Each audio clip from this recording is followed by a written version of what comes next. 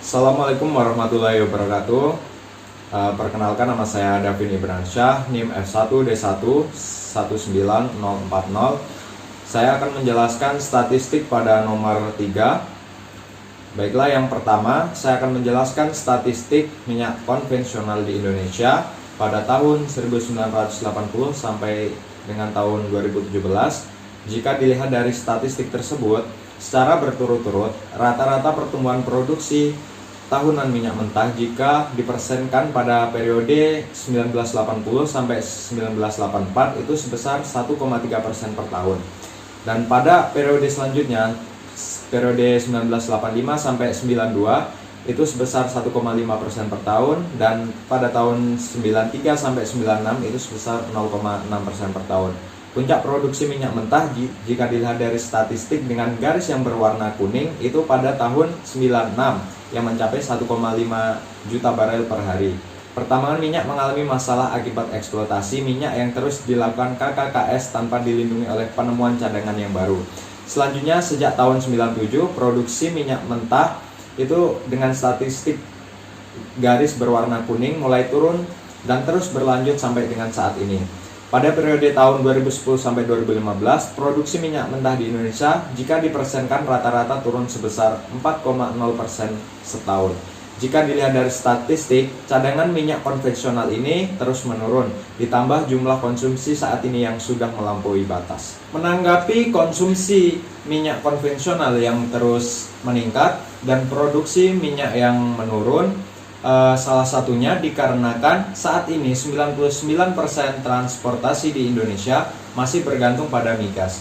Padahal ada banyak sumber daya alam lain yang bisa dimanfaatkan. Yang harus dilakukan adalah dengan meningkatkan produksi energi baru dan terbarukan atau EBT. Dengan adanya EBT, diharapkan ketergantungan terhadap minyak dapat menurun. Selanjutnya, saya akan menjelaskan statistik pada gambar yang kedua, yaitu statistik gas Indonesia pada tahun 1980 sampai dengan tahun 2017. Berbeda dengan produksi minyak konvensional yang terus menurun, produksi gas diawali peningkatan yang sangat besar pada periode tahun 1980 sampai 1985 dengan rata-rata pertumbuhan jika dipersenkan 15,1%. Pada dua periode 5 tahun berikutnya, yaitu periode tahun 1985 sampai 1990 dan tahun 1990 sampai 1995, produksi gas alam masih tumbuh positif. Jika dilihat dari grafik puncak produksi, gas alam terjadi pada tahun 2009, yaitu mencapai 2.800 sampai 3.000 mmM SCF dan mengalami sedikit penurunan dari 2010 sampai 2017.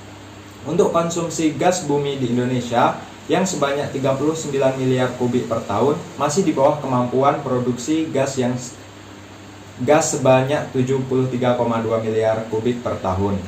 Masih banyak ruang untuk pemanfaatan konsumsi gas baik untuk kebutuhan rumah tangga maupun sektor industri.